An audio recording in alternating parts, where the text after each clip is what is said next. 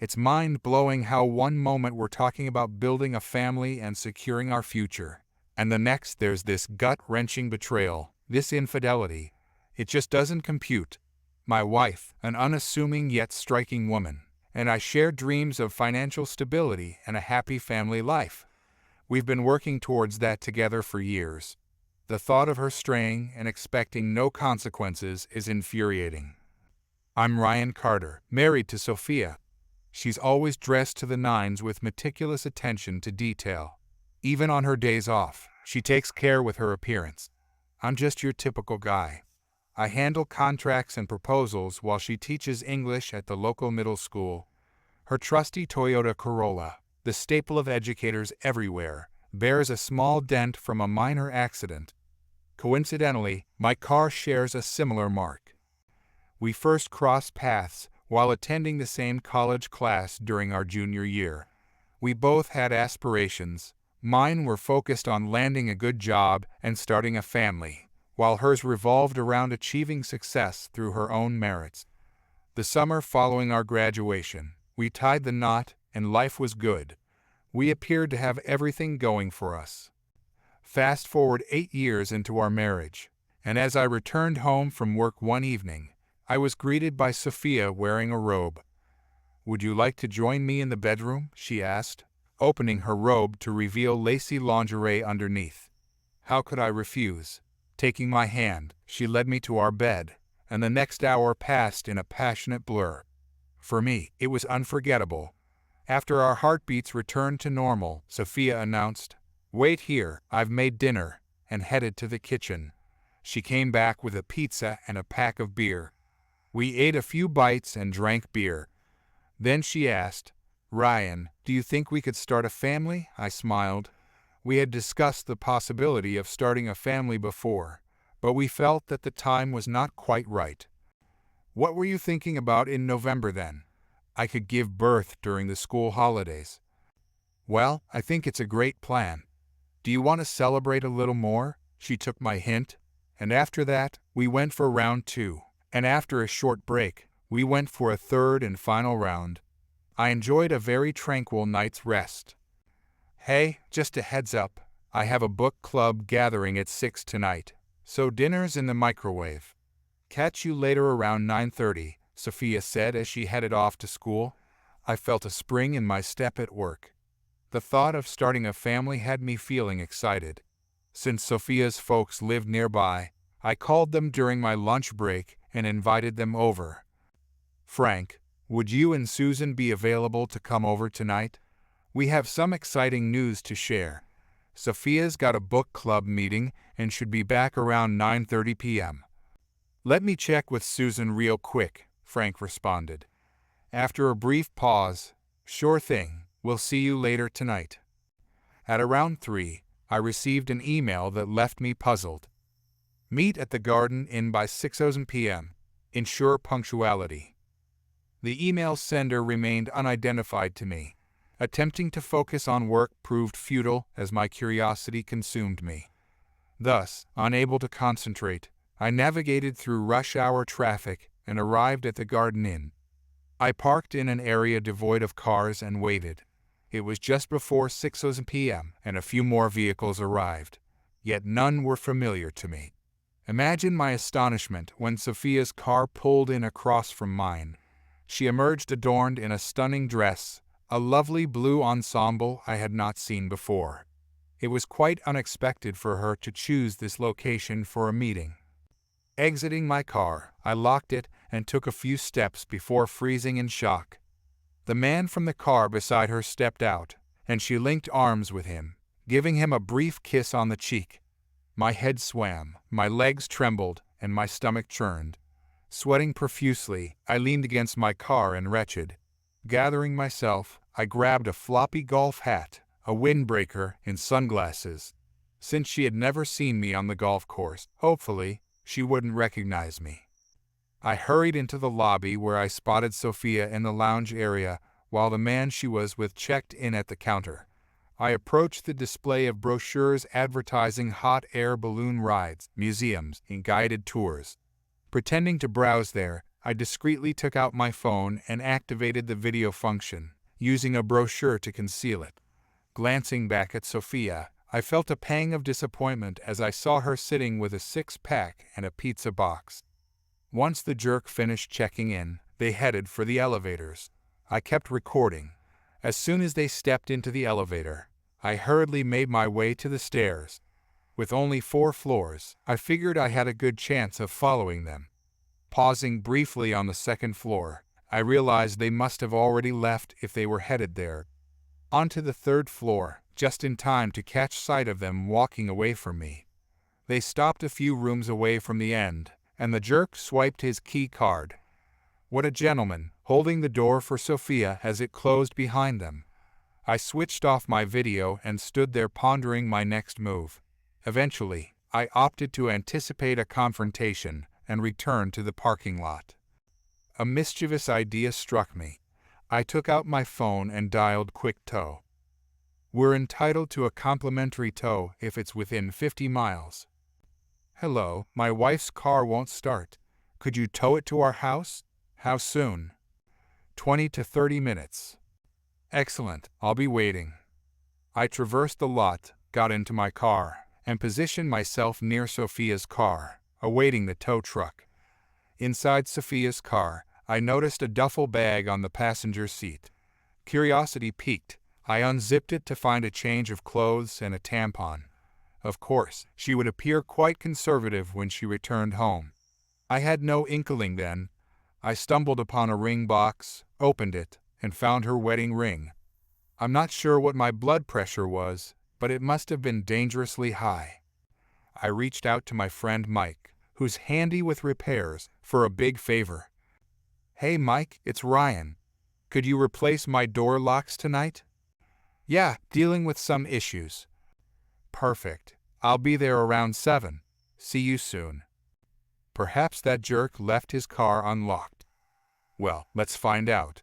A car seat in the back indicated he had a wife and a young child. In the glove compartment, I discovered a registration card, Brad Bennett. I pocketed it and exited his vehicle. American Automobile Association arrived. After exchanging pleasantries, they began towing Sophia's car. Loading it didn't take long. The tow truck drove off, and I headed home. We arrived simultaneously.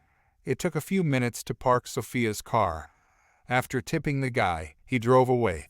Once the tow truck was gone, I opened her garage door, drove her car inside, and parked it. Then, I brought the duffel bag indoors and tossed it on the couch. I had approximately 2.5 hours left before she returned from the book club. I gathered a box of leaf bags and large trash sacks and headed to her closet. After a few trash sacks, her closet was cleared. Then I moved to her dresser, dumping her undergarments and jewelry into more sacks. The bathroom came next, where all the makeup, perfume, and soaps were dumped into yet another sack. One by one, I carried the sacks down to the garage and piled them into the back seat of Sophia's Corolla, which didn't have much space in the back seat. Mike arrived and began changing the locks. He recommended resetting the garage door openers too, so now only my opener would work. After paying Mike, I poured myself a glass of water and took a quick shot of whiskey. It was close to 9 p.m., and things were about to get messy. With a few minutes to spare, I took out our joint credit cards, called in, and reported them stolen. I retrieved the registration slip and looked up the address. Brad and Christy were listed as the owners. I'll need to inform Christy of what I found. A little after 9, my phone rang. It was Sophia. Hello?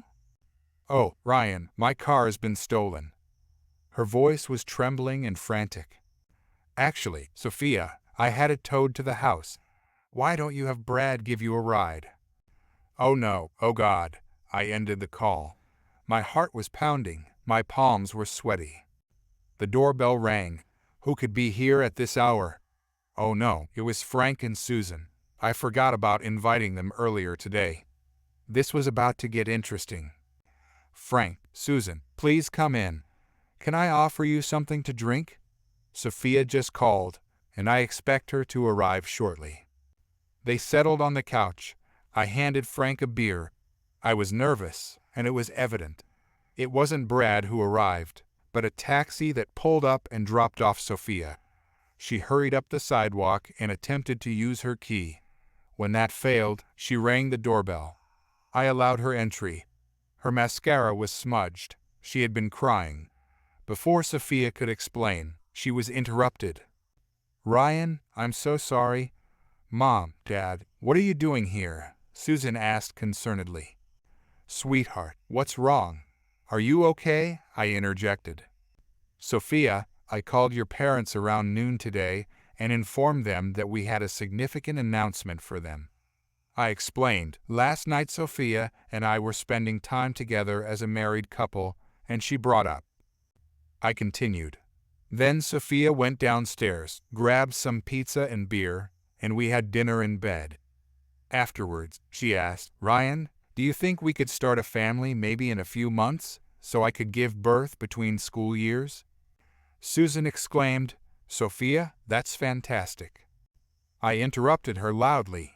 "Wait, that's not all." Around 6 in the evening, I discovered that Sophia was romantically involved not only with me but also with other men. I exhaled. "Ryan, we need to discuss this in private." "Let's not do this now. I beg you," Sophia pleaded, ignoring her plea. Therefore, she is either doing this for money, or she is having affairs on the side and making her loving husband look like a cuckold. And I refuse to stay married to her, whatever it is, I declared. Sophia felt her knees buckle, sobbing. "Frank, I have a video here. Let's watch it together. Does that outfit seem familiar? Okay, he's checking in. She's waiting. Oh look, she has pizza and beer for him too." They're heading towards the elevator. Nothing on the second floor. There they are on the third floor. He's holding her door. Am I jumping to conclusions? "Frank," the first asked. "So you're a woman of easy virtue, Sophia?" Frank intervened. "Daddy, no," Sophia persisted. "So you have lovers, Sophia?" Frank intervened. "Daddy, no," Sophia persisted. "So where's your wedding ring, Sophia?" I inquired. "It's at the jeweler's for cleaning," she replied. "Really? I swear on your mother's grave." "Sorry, Susan," I said. Sophia realized she had been caught. "Susan, could you open that duffel bag and find the ring box? You see, that's the change of clothes she takes with her to deceive me," I instructed. Susan retrieved the ring box, opened it, then rose and walked across the room to Sophia. As Sophia extended her hand, Susan delivered a firm slap to her face. "How could you?" Susan exclaimed. Sophia, now sobbing uncontrollably. "What's the next step, Ryan?" Frank inquired. "I've packed all her belongings, and they're loaded into her car. The locks are changed, credit cards canceled. She's gone," I declared. No. I want to stay with you, Ryan. I love you. I still want your baby," Sophia protested. "That's never going to happen. Please leave now," I snapped back. "I'm not leaving," she insisted.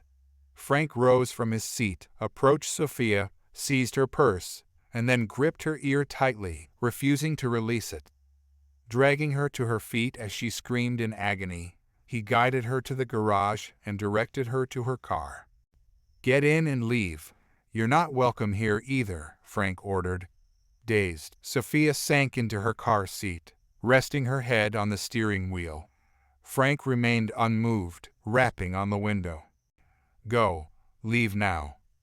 She started the engine and reversed out. Frank, Susan, and I observed from the porch as she departed. Slowly, we embraced each other, promising to stay in contact. They apologized for their daughter, but I reassured them it wasn't necessary, as it was all Sophia's doing. I secured the house, poured myself a glass of whiskey, and collapsed onto the couch, tears streaming down my face as I drifted into sleep. The following day passed in a haze. Sophia withdrew cash from the ATM, and I depleted our account by settling our credit card balances through electronic payments. I contacted HR to alter the destination of my paycheck and reached out to friends to locate a lawyer for drafting divorce papers. Driving to Christie's place, I noticed Brad's absence. Knocking on her door, I introduced myself as Ryan, explaining my connection through our spouses. I presented a rather damning video to Christie, who watched intently. "When was this recorded?" she inquired. "Last night around 6 p.m. I confronted my wife when she returned around 9:30, and she didn't deny it. I suspect this has been ongoing, but I lack concrete evidence," I divulged. "What's your plan?" Christie asked. "I asked her to leave last night and just left my lawyer's office, who's preparing the divorce papers," I disclosed. "Can you share your lawyer's contact details?" she requested. "Of course. Let me grab a pen and paper," I offered. Sophia attempted to call multiple times, but I ignored them, allowing the calls to go to voicemail. She sent a text. "Ryan, I need to access the house to retrieve my computer and school records. Can we please talk?" I dreaded facing her and felt my palms grow sweaty at the thought. With a smirk, I responded, "Let's aim for 9:30 p.m., as I have a book club meeting." I spent the evening at a sports bar, attempting to avoid getting too intoxicated. A glass of whiskey on the rocks gave me the courage to face this meeting. Upon arriving home around 9:20 p.m., I pulled into the garage and shut the door. Sophia was waiting in her car. Without a word, I opened the front door. Sophia, dressed casually in sweats with no makeup, had her hair pulled back into a ponytail.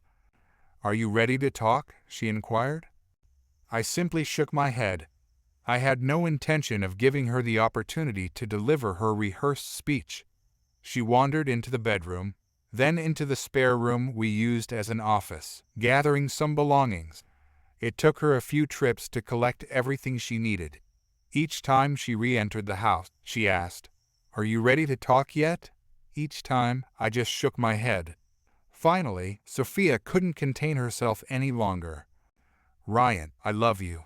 You're the only one I've ever loved. I've made a huge mistake. I believe we can work this out. Will you please give me a chance? I want you. I need you. Please say something," she pleaded. "You'll never comprehend the impact this has had on me. My lawyer is preparing the divorce papers, and you'll be served either tomorrow or over the weekend," I said. Tears streaming down her cheeks, her lip trembling. "Ryan, I don't want a divorce. Please, can't we figure this out? You can ask me anything. I promise to be truthful from now on and never give you a reason to doubt my love," Sophia pleaded. "Sophia, there's only one question I have, and only I can answer it. How could I have misjudged you so completely?" "You should go," I said, my eyes misting over. With tears streaming down her face, Sophia left, but not before pleading, "Please think about it. I want you and only you." One glass of whiskey wouldn't suffice. A few days later, while sorting through my emails, I stumbled upon the one that exposed the affair. I replied, "Thank you.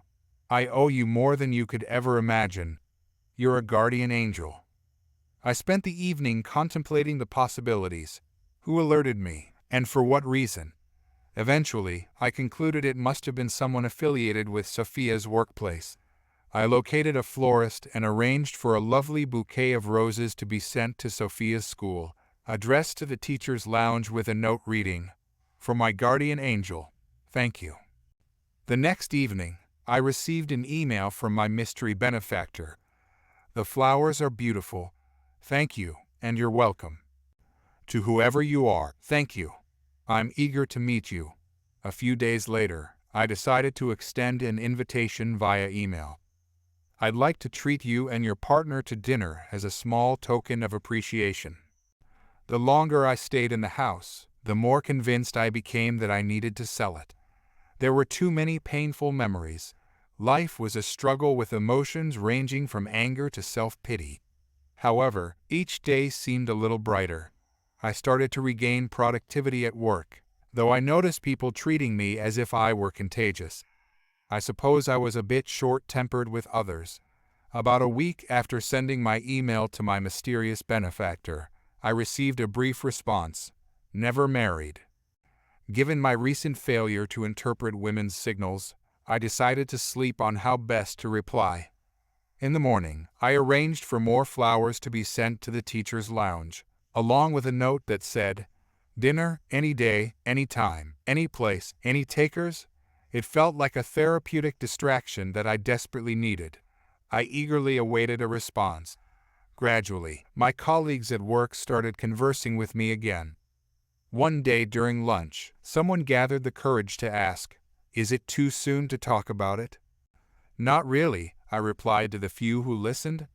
"She was having an affair, and I've initiated divorce proceedings. I need to get back to work. I'll be okay. Your support means a lot to me," I added as I left the lunchroom. My wait ended on Friday afternoon when I received an email from my angel saying, "The flowers are beautiful. Oscars at 6 p.m. on Saturday. Dress casual, pink rose." I had never heard of Oscars before, but a quick internet search revealed it to be in a city about 40 miles away. Clearly, she didn't want to be seen with me. A smile played on my lips. I decided to wear my floppy golf hat, sunglasses, and a windbreaker. I really needed this. I was so thrilled that I spent Saturday afternoon shopping near Oscars. I purchased a dozen pink roses. A silver Elantra pulled up, and a woman with a pink rose in her hair emerged and entered. I found her in the restaurant and asked, "Are these perhaps for you?" "Yes, they're beautiful. Please join me. My name is Ryan." "Mine's Zoe. Nice to finally meet you. You can remove your disguise. If we get spotted here, it was meant to be." "It's my pleasure to meet you, Zoe. Just so you know up front, this is our only meeting until your divorce is final. I don't date married men. My world has a certain order to it, and that's how it will be." I'm okay with that too. It's way too early for me to figure out what's happening in my head and my heart, so let's call this a fact-finding meeting. That way, you're not on a date. We ordered drinks, followed by dinner, then dessert and coffee. Zoe appeared to be in her mid-20s, much like myself, with an average appearance. We engaged in casual conversation about various topics. After dinner, as we sat with our coffee, I gathered the courage to ask, "How did you know, and why did you let me know?" Zoe took a sip, then set her cup down and placed her hand over mine. One day, while grading papers, I saw Sophia emerge from the teacher's restroom carrying a duffel bag and dressed to impress, which was out of character for her at school. Knowing she often spoke of you, I assumed you two were planning a special evening. However, when I remembered her taking a call from you during lunch where she mentioned attending the book club again, it didn't align with the picture. As I mentioned earlier, my world operates on a certain order, and this situation just didn't fit. I fell behind but ended up stuck in traffic behind her, so I followed her to the Garden Inn. Some guy approached her in the parking lot around 6 p.m. The day I sent you an email, I observed her placing the same duffel bag in her desk. Your name and email were easy to find since they're on the teacher's emergency contact list. I avoided using my school email address. Given Sophia's organization, I assumed she'd meet at the same place and time, which turned out to be true. Since I have to work with these people, I need to keep my identity hidden, at least for now. I never intended to cause you harm. I gestured with my hand, sending her a silent kiss. The message stung, but I knew it wasn't the messenger's fault. "Thank you. I'll leave first. Thank you for the roses. I never had the chance to take the others home," she remarked. As I settled the bill, Zoe chimed in, "You caught me off guard. My heart raced a bit when the first flowers arrived, and it was even more intense with the second batch. You're quite smooth. Oh, and just so you know, there were at least half a dozen women, even some married ones, who would have accepted your dinner invitation. Miss Zoe, I'd like to propose meeting for dinner again, perhaps a few months from now." "I'd like that. Good night," she replied as she exited the restaurant. She was incredibly easy to converse with. On Monday, I sent pink roses to the teacher's lounge along with a note that said, "It couldn't have been any better." That night, I received an email saying, "You don't play fair." Things were gradually finding a balance with fewer and less frequent mood swings. A couple of weeks later, I sent pink roses to the teacher's lounge again with a message that read, "Please remember me." Later that evening, I received a one-word email, "Unforgettable." That weekend, while reviewing contracts in my apartment, my phone rang from a private number. "Hi, Ryan, it's Zoe. Am I interrupting anything?" "Well, I'm just channel surfing and can't seem to find anything to watch, so I suppose I can stop and chat with you," I replied. She giggled. "Good to hear your voice. How are you holding up?" "I'm doing okay. What brings you home on a Saturday night? I thought you'd have a line of people waiting to date you." "Well, keep thinking that. How are things with Sophia?" "I haven't spoken to her since the day after she moved out. She tries calling, but I let it go to voicemail. She sends a couple of text messages each day. I'm eager for the divorce to be finalized. The lawyers have worked out a settlement. I suppose I'm technically still married, so I'm surprised to get this call. I said I don't date married men.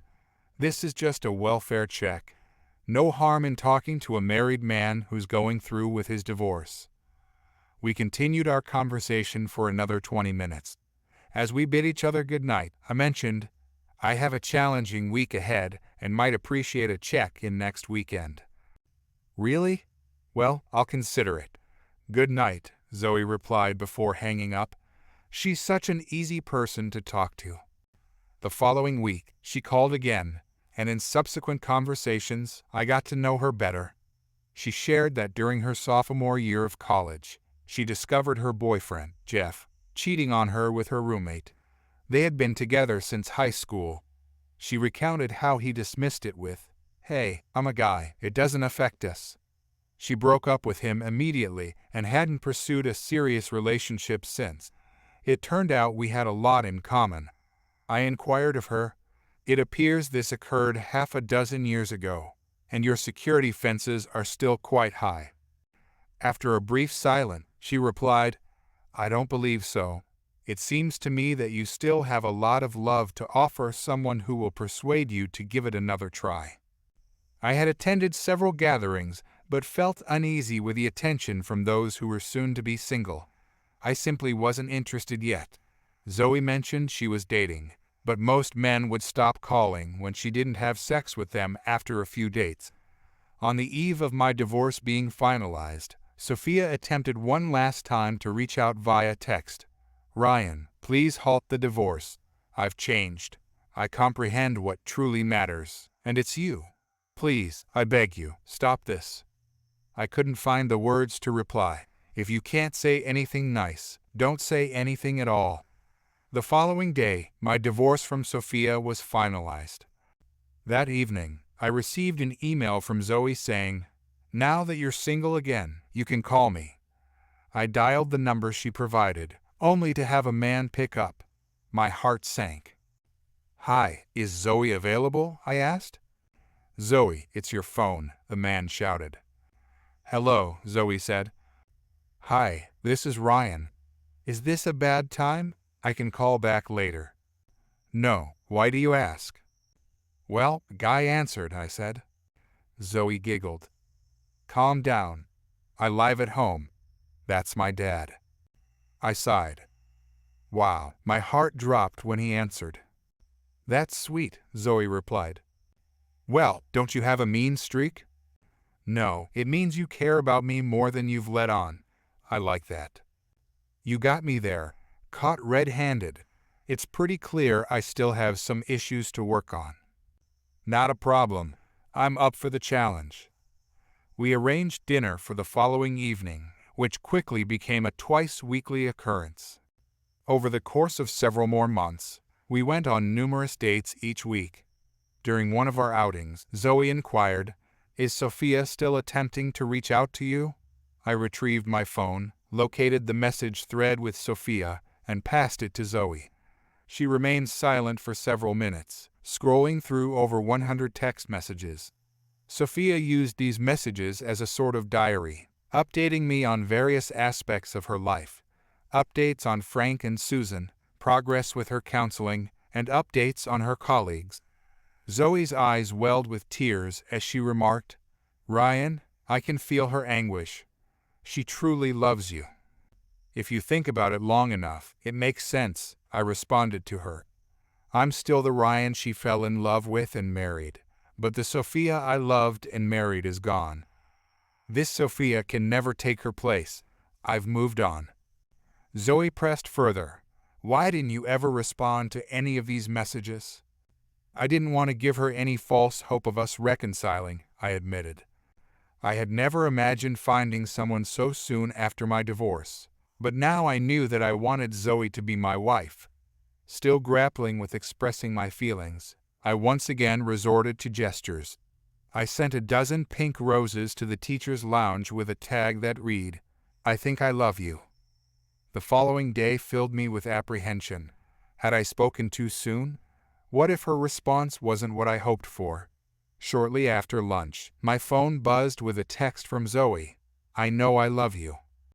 About a week later, I finally made a decision and sent another dozen pink roses to the teacher's lounge.